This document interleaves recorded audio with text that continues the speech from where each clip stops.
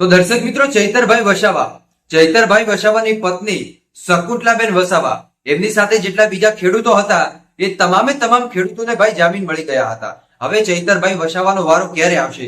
સૌ લોકો આની ઉપર નજર રાખીને બેઠા છે. ગઈકાલે તમને ખબર હશે કે 22 જુલાઈના રોજ સુનાવણી થઈ હતી અને આ સુનાવણીની અંદર એક આદિવાસી સમાજ માટે સુખનો સૂરજ ઉગી ગયો અને ચૈતરભાઈ વસાવાની જે પત્ની શકુંતલાબેન વસાવા હતા એમને જામીન મળી ગયા હતા.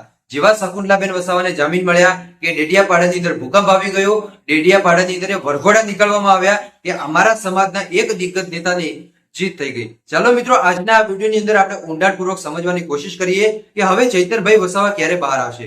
મેં આ પહેલા પણ તમને કીધું હતું કે જો ભાઈ શકુંતલાબેન વસાવાને જામીન મળી જશે તો પાછળ ને પાછળ ચૈતરભાઈ વસાવા પણ જેલની બહાર આવશે.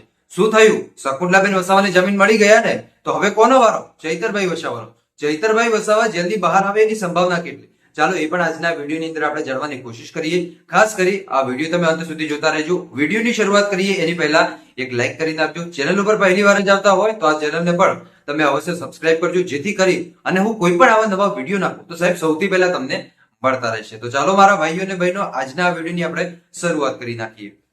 શકુંતલાબેન વસાવા એ 2023માં ફોરેસ્ટ અધિકારીના કેસમાં એમને 7 વર્ષની સજા ફટકારવામાં આવી. 2023 નો કેસ, પણ એનો ફેસલો આવ્યો 2026માં. ચૈતરભાઈ વસાવા સામેલ હતા, ખેડૂતો સામેલ હતા અને ચૈતરભાઈ વસાવાની પત્ની સામેલ હતા. એની સાથે એક એ પણ માતા હતી કે જેને માત્ર 14 દિવસનું બાળક હતું, પણ એ માતાને સૌથી પહેલા વકીલોએ ગમે તેમ કરી એ માતાને જેલની બહાર નીકાળી, કેમ કે માતાને 14 દિવસનું બાળક હતું. એ જેલમાં આખી રાત અને દિવસે બાળક રડી રહ્યું હતું. તો ક્યાંક ને ક્યાંક જજ સાહેબને પણ દયા આવી છે. જજ સાહેબે પણ વિચાર્યું કે ના, નારીઓને જે સન્માન થવું જોઈએ એ સન્માનને ધ્યાનમાં રાખીને એમને જામીન આપી દીધા. ત્યારબાદ વારો આવ્યો ભાઈ શકુંતલાબેન વસાવાનો. લોકો રાહ જોઈને બેઠા હતા કે 1 મહિનો થઈ ગયો, હવે સુનાવણી ક્યારે થશે? પણ સુનાવણી થાય એની પહેલા જ જે કોર્ટમાંથી સમયગાળો મળ્યો હતો 24 કલાકનો, ત્યારબાદ વકીલોએ 48 કલાકનો સમયગાળો માંગ્યો હતો કે 48 કલાકની અંદર અમને સમયગાળો આપો, અમે બધી ફાઇલો ભેગી કરીશું, પ્રૂફ અને પુરાવા ભેગા કરીશું. પણ અહીંયાથી કોર્ટે 24 કલાકનો સમય આપ્યો. 24 કલાકની અંદર જે શકુંતલાબેન વસાવાને જેટલા પણ બીજા સરકારી વકીલો હતા એમને આ કેસમાં જલ્દીથી જલ્દી જામીન મળે માટે સંપૂર્ણ જે કામગીરી હોય પૂર્ણ કરી હતી. પરંતુ બીજા દિવસે નામદાર કોર્ટ રજા ઉપર હતી. હવે નામદાર કોર્ટ રજા ઉપર હોવાને કારણે ફરી એકવાર તારીખ પડી ગઈ અને એક તારીખ પડી હતી 22 જુલાઈની. હવે 22 જુલાઈ 2026ના રોજ આ શકુંતલાબેન વસાવાની જામીન મળે એ માટે એમની હાઈકોર્ટની અંદર સુનાવણી થવાની હતી. ગુજરાત હાઈકોર્ટની અંદર એમની સુનાવણી થઈ.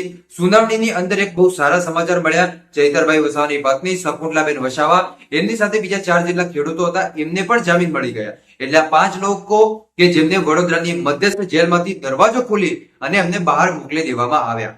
અને જેવા જ આવા સમાચાર મળ્યા કે ચૈતરભાઈ વસાવાની પત્નીને જામીન મળી ગયા તો આદિવાસી સમાજ ખુશ થઈ ગઈ ભાઈ, અને ફટાકડા ફોડવા મળ્યા.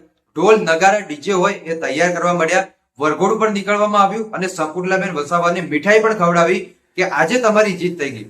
ભલે તમને ગમે તે રીતે જેલની અંદર ફસાયા હોય, સાચો કેસ હોય કે ખોટો કેસ હોય, પણ તમારી હવે જીત થઈ ગઈ. એ 7 વર્ષની આ સજા થઈ હતી.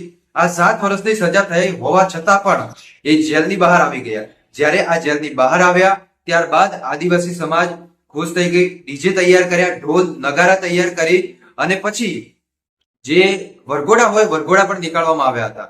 અને હવે સૌ લોકોની નજર એ ચૈતરભાઈ વસાવા ઉપર. ચૈતરભાઈ વસાવા ડેડિયાપાડાના ધારાસભ્ય. હવે ચૈતરભાઈ વસાવા જેલની બહાર ક્યારે આવશે એના ઉપર એક ખાલી આદિવાસી સમાજની નહીં પણ આખા ગુજરાતની નજર એના ઉપર છે. એ તમામ આમ આદમી પાર્ટીના નેતા હોય, ભાજપના નેતા હોય કે કોંગ્રેસના નેતા હોય, એ તમામ લોકો કે જે રાહ જોઈને બેઠા છે કે ચૈતરભાઈ વસાવાના કેસમાં શું નવો ફેસલો આવશે.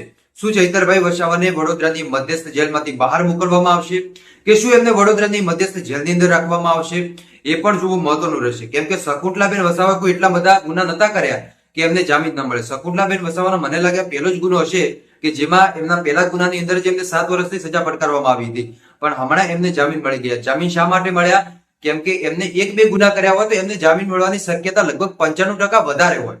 પણ ચૈતરભાઈ વસાવાની વાત કરવામાં આવે તો ચૈતરભાઈ વસાવા ઉપર ઘણા બધા ગુના થયેલા છે.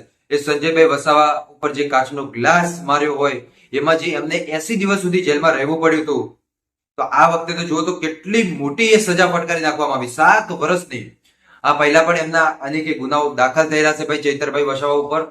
તો ક્યાંક ચૈતરભાઈ વસાવા ઉપર હવે મુશ્કેલીઓ વધી શકે એવું મને લાગી રહ્યું છે ભાઈ. પણ ના કરે નારાયણ, અને જો મુશ્કેલી વધે તો ભાઈ આદિવાસી સમાજ પણ લડીને મૂડમાં છે. હવે ચૈતરભાઈ વસાવા જેલની બહાર આવશે એની સંભાવના કેટલા ટકા લાગે? જો ચૈતરભાઈ વસાવા પર ઘણા બધા ગુના થયેલા છે ભાઈ, એટલે એમની બહાર આવવાની સંભાવના 50% થઈ જાય. કાં તો આપણે બોલ ફેંકો તો કાં તો કોઈ આઉટ થઈ જાય, કાં તો છક્કો મારે કાં તો ચોકો મારે, એ બેમાંથી એક તો સંભાવના બને ભાઈ. એટલે ચૈતરભાઈ વસાવાને જેલની બહાર આવવાની સંભાવના 50% ભાઈ, અને જેલની અંદર રહેવાની સંભાવના પણ 50%. હવે 50% શા માટે એ તમને કહું. ચૈતરભાઈ વસાવાની સામે આખી આદિવાસી સમાજ, બીજી બાજુ ચૈતરભાઈ વસાવા જેલની બહાર આવે એ માટે આદિવાસી સમાજ પણ કોશિશો કરી રહી છે કે ગમે તેમ કરી અને ચૈતરભાઈ વસાવા જેલની બહાર આવી જાય. પણ હવે 50%ની જે આપણને સંભાવના લાગે છે ભાઈ કે ચૈતરભાઈ વસાવા બહાર નીકળવાની, એ સંભાવનામાં તથ્ય કેટલું? તો જુઓ મિત્રો, હું તમને કહી દઉં કે આપણે અત્યારથી ન કહી શકાય ભાઈ કે એ જેલની બહાર આવી જાય, કેમ કે બધું જે આ પ્રૂફ અને પુરાવા વકીલ સાહેબો હોય ને એ ક્યાં આપે ભાઈ? તો કે સીધે સીધા ભાઈ કોર્ટની અંદર, હાઈકોર્ટની અંદર આપતા હોય. હવે જયારે ગુજરાત હાઈકોર્ટની અંદર બધા પ્રૂફ અને પુરાવા આપશે ત્યારબાદ જજને એવું લાગશે કે ભાઈ આ માણસ સાચો હતો, એને જામીન આપી દેવા જોઈએ, હવે આગળ કોઈ ભૂલ નહીં કરે, તો ચૈતર વસાવાને જામીન મળી જશે. પણ જો એ જ જગ્યાએ ગુજરાત હાઈકોર્ટ એમ કહે કે આટલા બધા એને ગુના કરી દીધા હતા, એને આટલી વાર જામીન ઉપર છોડવામાં આવ્યા હતા ચૈતરભાઈ વસાવાને, તો હજુ પણ ચૈતરભાઈ વસાવા કેમ ન સુધર્યા? જો આવું થાય તો ચૈતર વસાવાની મુશ્કેલીઓ વધી જાય, કેમ કે જામીન ભાઈ એક વખત મળે, 2 વખત, 3 વખત ચૈતરભાઈ વસાવાને ઘણી બધી વખત જામીન મળી ગયા છે. તો આ વખતે શું જામીન મળશે કે નહીં એ પણ જોવું મહત્વનું રહેશે. શકુંતલાબેન વસાવા જેલની બહાર આવી ગયા, ખેડૂતો પણ જેલની બહાર આવી ગયા. હવે ચૈતરભાઈ વસાવાનો ક્યારે વારો? એના પર સૌ લોકોની નજર, બસ લોકો એ રાહ જોઈને બેઠા છે કે હવે નોટિસ બોર્ડ ઉપર નામ ચૈતરભાઈ વસાવાનું ક્યારે આવે, હવે ચૈતરભાઈ વસાવાની સુનાવણી ક્યારે થશે. હવે એને લઈને કોઈ અત્યારે તારીખ તો નથી આવી કે આ તારીખે ચૈતરભાઈ વસાવાની સુનાવણી થશે, પણ એક ચોક્કસ વાત કહી શકાય કે આવનારા સમયની અંદર ગમે ત્યારે આપણને તારીખ મળી જશે ભાઈ સોશિયલ મીડિયાના માધ્યમથી કે આ તારીખે ચૈતરભાઈ વસાવાને સુનાવણી માટે એમની તારીખ નક્કી કરવામાં આવી ને એ તારીખે બધું મતલબ નક્કી થઈ જશે કે એમને જેલની બહાર મોકલવા કે જેલની અંદર મોકલવા. એ તારીખ હજુ સુધી આવી નથી, પણ ગુજરાત હાઈકોર્ટની અંદર જયારે એમની અપીલ કરવામાં આવશે, તારીખ પડશે, ત્યારે જોવું મહત્વનું રહેશે કે ચૈતરભાઈ વસાવાને કોઈ રાહત મળશે કે નહીં. દર્શક મિત્રો, આજના વિડીયોની અંદર મેં તમને બધું માહિતી આપી, બધી સમજાવવાની કોશિશ પણ કરી કે શું લાગે ચૈતરભાઈ વસાવાને લઈને.